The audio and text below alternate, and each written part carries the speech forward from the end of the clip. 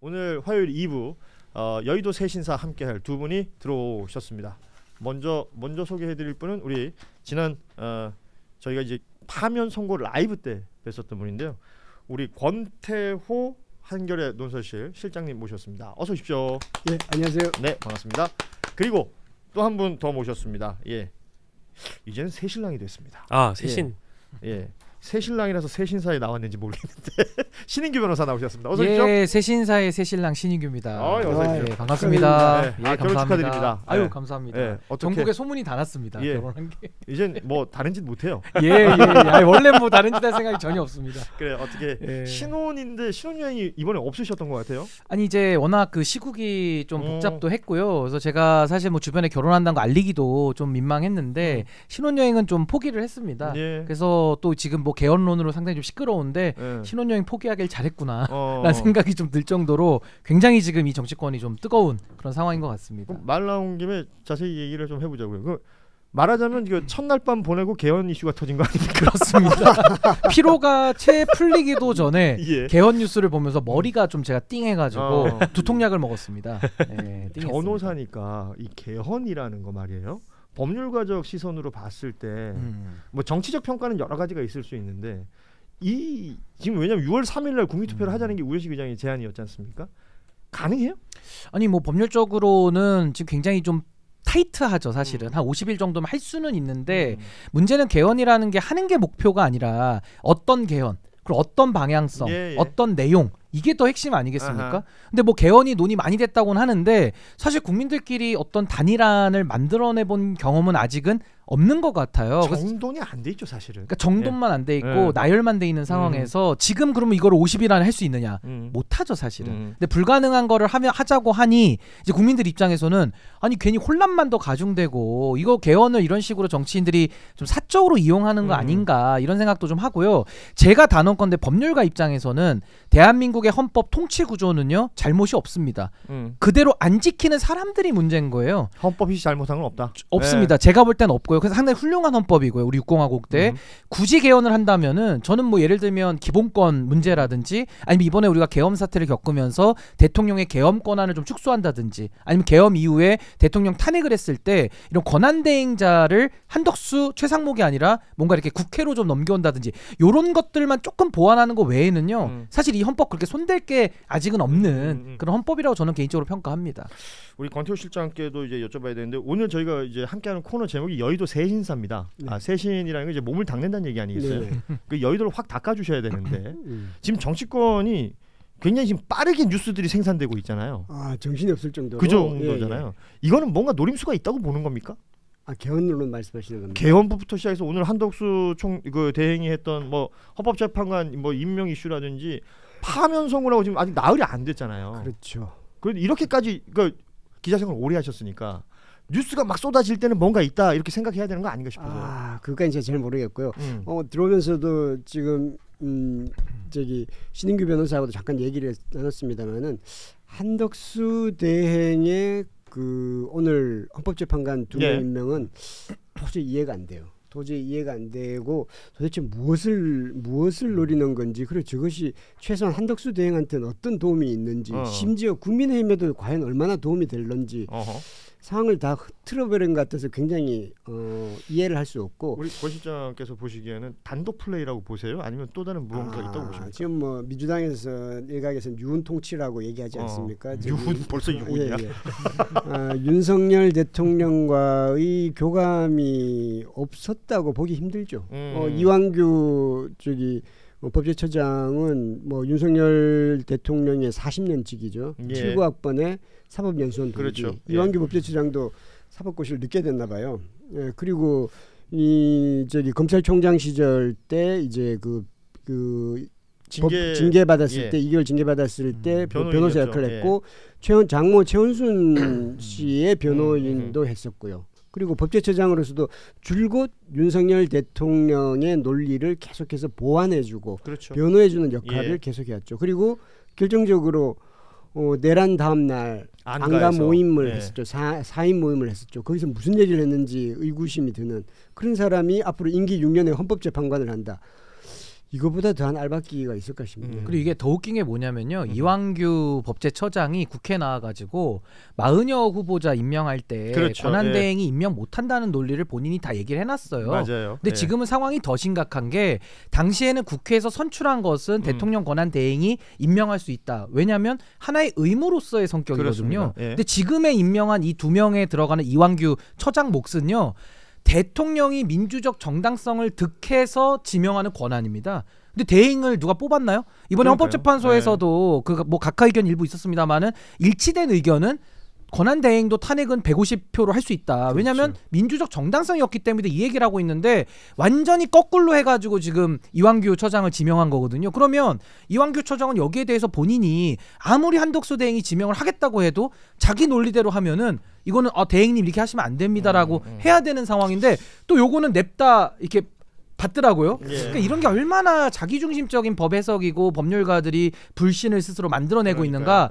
전 이건 거의 윤석열의 행위는 적극적 내란이라면 이건 거의 소극적 내란, 헌법을 파괴하는 행위와 저는 유사하다. 전 그렇게 평가합니다. 좀 다른 얘기긴 한데 맞닿아 있는 얘기일 수도 있는 게 이제 이런 식으로 이렇게 하나 던져놓고 이제 뒤에 가서는 다른 행동을 또 하지 않을까. 즉 어제 있었던 보도 중에 제가 눈여겨봤던 것은 황교안 당시 권한대행이 박근혜 전 대통령의 세월호 7시간 문건을 봉인을 했던 그런 과거처럼 한덕수 권한대행도 이 내란 문건과 관련된 대통령 기록물 30년 봉인을 시도하려고 하는 것은 아니었는가 이제 이런 생각이 들어서 그러니까 저는 사실 얘기하고 싶은 주제는 이 뭐랄까 오늘 있었던 주제 말고도 너무 넘치거든요. 심우정 검찰총장의 딸 특혜 채용 비리 의혹도 얘기를 하고 싶고 경찰과 검찰 그리고 국정원 라인에 깔려있는 실제 내란 세력일지 모르는 윤석열 라인들이 지금 알박기가 되어 있는 혹은 또 정부 부처에 있는 산하기관에 이미 또 알박기가 되어가고 있을지 모를 이런 사람들에 대한 감시를 언론들이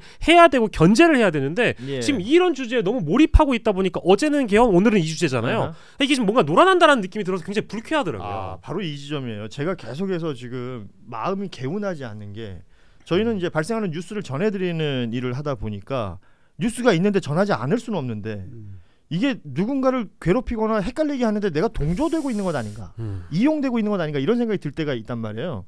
그러면 뭔가 이렇게 굉장히 언짢아지고 불쾌해지는데 국민들도 비슷한 기분을 느끼시는 것 같더라고요.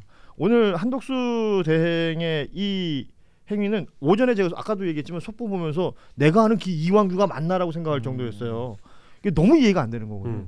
그러니까 국민들 입장에서는 자존심이 상한다, 불쾌하다 이런 얘기들이 지금 많이 들려오는 것이다라는 생각이 들고 지금 약간 좀 심각한 상황인 게 동접이 자꾸 빠지고 있습니다.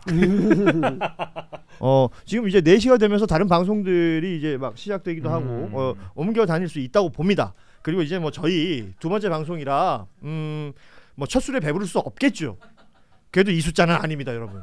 제가 좀 영업을 갔다 올까요? 영업을 해도 좋고 오늘 이 자리에서 좀 뭐랄까 그 동접자를 모을 수 있는 모으는 방법. 여러분 제가 한겨레 TV를 2008년에 이제 구독해 놓고 나서 지금까지 어찌 보면 언론사 유튜브 중에 가장 먼저 선제적으로 이 뉴미디어 시장에 달려들었던 다이브했던 이 한겨레 TV가 다른 언론사들 유튜브에 비해서 지금 동접자가 이 정도밖에 안 된다는 것은 출연자의 한 사람으로서 굉장히 굉장히 자존심이 상하는 일이고 한겨레 TV에 지금 저희 앞에 계신 분들이 심지어 제작진이 몇 명인지 여러분들 아십니까? 심지어 제가 받은 오늘 명함만 하더라도 이 방송을 위해 5명의 이 직원분이 오셔가지고 심지어 콘텐츠 부국장님께서 명함까지 주실 정도로 이러다가 한겨레 대표이사님까지 이 자리에 내려오시려고 하는데 아직까지 100만 구독자를 달성하지 못한 한겨레 TV를 여러분들이 살려주셔야 되지 않겠습니까? 이끌어주시고 땡겨주시고 보듬어주시고 케어해주시고 언제든지 챙겨주셔야 그만해! 좀 떨어지고 있어. 살짝 떨어지고 있어. 약 짧아시네. 쭉 오르다가 확 빠지네. 과유불급이네. 이 과유불급입니다. 이런 기운으로 지금 여러분과 함께 뉴스다이브 함께 하고 있습니다. 다음 주 이 시간에는 신인규 변호사의 랩을 한번 들어보도록 하겠습니다. 준비해 오겠습니다. 우리 권태우 실장께 다음 질문을 좀 드릴게요. 이슈가 계속 있기 때문에 이걸 얘기 안 할 수가 없는데 어찌됐건 관저에 계속 있습니다. 그렇죠. 이거는 뭐 그냥 단순히 파면된 대통령이 관저에 있다 이 문제가 아니라 관저가 거대한 증거 아니겠어요? 이 안에서의 증거 인멸이나 증거 훼손이 없다고 말할 수 없잖아요. 이미 만약에 했다면 꽤 많이 진행됐을 것 같습니다. 그 관저가 딴 게 아니라 이제 비화폰 서버가 있죠. 그렇죠. 비화폰은 이미 뭐 그대로 이제 그 통화 내역이 지워지니까 기록이 안 되는 거고 비화폰 서버에 이제 그게 이제 저장돼 있다는 건데 그것을 어떤 형태로든 조치를 취하지 않았을까라는 우려가 있죠. 왜냐하면 12월 3일 날 윤 대통령이 김용훈 국방장관, 조지호 경찰청장, 군 사령관들하고 계속 수시로 그 비화폰으로 전화했고 그 통화 내역이 통화 내용은 기록되지 않고 몇 시에 누구랑 그렇죠. 몇 분 동안 네. 통화했다 그 기록이 거죠. 있으니까 네. 그거를 끼워 맞춰 보면 검찰 수사가 가능하다고 하더라고요. 근데 그 비화폰 서버 부분이 있고 그럼 체포영장을 집행할 때 불복했었고 그리고 무기 사용 지시 의혹이 있습니다. 그와 관련된 서류가 있다든지 예. 이런 부분들은 또 어떻게 했을지 아하. 그리고 지금 대통령은 그 4월 4일 이전까지 기각을 확신했다는 거잖아요. 겉으로는. 예, 그러니까 예. 이제 조치를 가만히 있다가 이제 4월 이후에는 어떤 조치를 취했을지 지금 알 수 없는 거죠. 그리고 또 하나는 그 관저 사용해서 뭐 스크린 골프장이 있니 없니 뭐 그런 얘기들이 있었죠. 그 예. 부분도 지금 어떻게 됐는지 지금 알 수가 없는 거죠. 그런 부분들이 있으니까 이제 그 증거 인멸 의혹이 있는 거고 그걸 떠나서 지금 일반인이 계속해서 그 관저에 계속 머물고 있으면 그리고 만찬도 하고 뭐 누구를 사람도 불러서 만나고, 예. 하고 그럼 누가 시중을 들었을 거 아닙니까? 그 음식값은 또 누가 내고 이거를 이래도 되는 건가요? 자 변호사님 예. 법적으로 얘기해 주세요. 아니, 그러니까 근데- 사인들 간에 이런 문제가 있다. 나 이사 나가야 되는데 이사 안 갔어. 그러면 이거 뭐 명도 소송이니 뭐니 이렇게 하잖아요. 뭐 이렇게 퇴거해라 이런 명령도 네, 하고. 근데 명도 소송은 이제 민사고 네. 지금 요 사안은 이제 형사적으로 예. 처리를 해야 되니까 일단은 대통령 관저라는 곳이 경호에 필요한 시설이기도 하고 어허. 군사 보호 시설입니다. 그래서 여기서 지금 퇴거를 안 한다면은 지금은 윤석열 전 대통령이고 윤석열 씨거든요. 김건희 민간인이죠. 씨. 예. 예, 둘의 민간인인데 군사보호시설 가급으로 분류되어 있는 가장 그 고밀도의 보호시설에 지금 안 나오고 알박기를 하고 있는 상황이라서 이게 문제가 되고 또 하나는 이제 퇴거 불응을 검토를 해봐야 됩니다. 예. 그러니까 소위 말해서 최상목 지금 헌덕수 대행이 나가라라고 지금 하지는 않았더라도 일정 부분 시간이 지나면 나갈 의무가 생긴다고 볼 수 있거든요. 예. 이거 퇴거 불응도 검토해야 되고 또 공무집행 방해를 하고 있고요. 또 하나 또 더 나아가서는 하루에 거기 묵으면 이익이 얼마나 됩니까? 이제 배임죄도 예, 국고 예. 손실도 검토를 해봐야 되기 때문에 지금 이런 식의 법률적 위반들이 너무나도 많다. 근데 지금 이거 왜 못 나가느냐를 지금 취재를 많은 언론에서 하고 있는데 개 고양이가 많아서 그렇다는 게 너무 이해가 안 돼. 근데 일설이 그겁니다. 개 고양이 문제보다도 원래는 아무리 파면을 당해도 아주 제한적인 경우는 봤거든요. 근데 그 경호를 하러 갈 지금 경호원들을 못 구하고 있답니다. 그 안에서 안에서 이제 예를 들면 김성훈 차장이 혼자 할 수는 없으니까 뭐 운전도 해야 되고 뭐 나름의 누가- 팀을 꾸려야 될 텐데. 예, 근접 경호를 해야 예. 되니까 뭐 예를 들어 그러다 10명은 필요할 텐데 20-30명 정도 예, 예, 필요하다고 가자. 나 따라가자. 아무도 안 따라가니까 어. 지금 팀을 못 꾸린다. 그래서 어. 그 얘기를 들으면 일견 타당은 한데 누가 가려고 하겠습니까? 그걸 어디 밖에서 뭐 강한 친구들이나 이렇게 사설업체를 쓸 수는 없나? 아니 근데 그럼에도 불구하고 어. 이건 뭐 경호처에서 이거는 뭐 강제 배정을 하더라도 어. 그것 때문에 만약에 못 나온다면 그건 말이 안 되는 거고요. 그렇죠. 지금 뭔가 윤석열 부부가 이 상황을 굉장히 지금 안이하게 인식하고 있는 거 아니냐. 즉 국민들의 이 정서나 이 실정법적인 문제가 차오르고 있거든요. 저는 이거 한덕수 대행이요. 지금 헌법재판관 임명할 때가 아니라 이런 본인이 거 해야 될 해야지. 일은 윤석열 정리하는 거를 해야 되는 거예요. 행정적인 절차를 할 게 얼마나 많습니까? 그리고 지금 굉장히 뭐 한심한 거죠 지금. 유력하게 나오는 것들이 지금 저렇게 우리가 신인규 변호사가 진지하게 얘기했지만 손 없는 날 기다린다. 그 내가 달려고 찾아봤어. 어제가 손 없는 날이었어요. 다음 손 없는 날은 16, 17일 이렇게 있더라고요. 내가 이런 걸 왜 알아? 왜 그리고 오죽하면 강아지하고 고양이하고 뭐 한 18마리 돼서 이게 뭐 아크로비스타에서 그 유지가 힘들다. 이게 내 알바입니까? 그 본인이 알아서 해결해야 되는 거 아니에요? 그렇죠. 뭐 무슨 반려견 뭐 호텔 같은 데 보낸다든지 뭐 시설 많잖아요. 본인 돈 들여 가지고 해야 될 일이라고 저는 생각하는데 이걸 가지고 언론들이 되게 진지한 얼굴을 하고 앵커가 이런 얘기를 전하고 있더라고. 난 이해가 잘 안 돼요, 이런 게. 예. 그리고 지금 어찌 됐건 우리 실장님도 얘기하셨지만 국민의 세금으로 뭔가 거기는 운영이 되고 있는 공간인데 거기서 지금 이 사람들이 먹고 자고를 하고 있고 사람들을 불러서 자신의 어떤 메시지를 내고 뭐 이런 걸 하고 있다는 그렇죠. 거 아닙니까? 국민이 허락했습니까? 인정했습니까? 그렇지 않잖아요. 심지어 군사보호 시설입니다. 그러니까 이런 것들이 말도 안 되는 거죠. 이게 뭐 말이 안 되는 상황을 말이 되는 것처럼 하루 이틀 지내다 보니까 너무 무뎌지는 것 같아. 맞습니다. 이거 이러면 안 된다라는 생각이 들고. 뭐 오늘자 그 저기 또 그대로 있는 그대로 말씀하시라고 했으니까 채널 A 단독 보도에 따르면 발음 좋아요. 채널 A 네. 좋아. 채널 A 예. 단독 보도에 따르면 이번 주 금요일, 그러니까 4월 11일에 이제 퇴거 예정이다. 관저 퇴거할 거라고 이제 지금 보도가 나오긴 했거든요. 그러니까 예. 오늘부터 서초동으로 짐을 이제 이동하는 단계를 밟는다고는 하는데, 경찰 뭐 차막도 치고 있다 뭐 이런 얘기는 저도 들었어요. 그러니까 이제 그런 과정에서 혹시나 또 다른 이제 변수가 생겨서, 그러니까 이게 지금 금요일에 파면 결정이 내려지고 나서 지금 오늘에 이르기까지 어마어마한 이 보도의 혼선들이 있었거든요. 그렇죠. 예를 들면 토요일에는 어떤 언론사는 이르면 오늘 나간다. 혹은 뭐 이제 일요일에 나간다. 그러더니 갑자기 또 월요일에는 이르면 이번 주말에 나간다. 그 이르지도 않아요, 심지어. 아니 기자들은 그런 거 취재하면 자괴감 같은 거 없어요? 내가 왜 이걸 취재하고 있지 이런 생각? 정신이 없으니까요.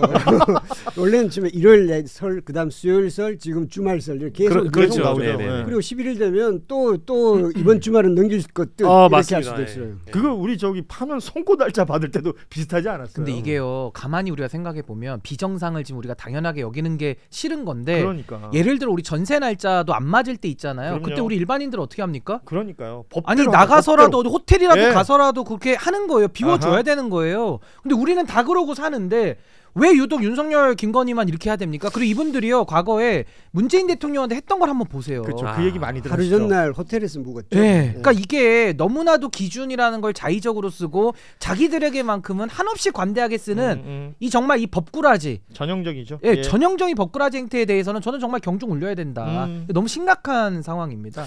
본인이 법조인인데 법조인들 비판하는 거 괜찮습니까? 아우 저는요, 네. 뭐 뚜껑 열리면은 뭐 앞뒤 없고 위아래 없습니다. 그냥 다 얘기합니다 진짜. 아니, 잘못된 건 잘못된 거니까요. 알겠습니다. 조심하겠습니다. 빨리 나가야 됩니다 지금이라도. 무슨 11일이에요 지금. 빨리 그러니까 나가야지. 이 모든 말이 것들이 안 저희가 너무나 비정상적인 상황을 그러니까 이렇게 뭐랄까요, 진짜 이 고급 인력들이 모여가지고 이야기 나누고 있다는 것 자체가 낭비가 아닌가. 네, 그렇죠. 그런 생각이 들 강아지, 때가 고양이 18마리를 많아요, 진짜로. 네.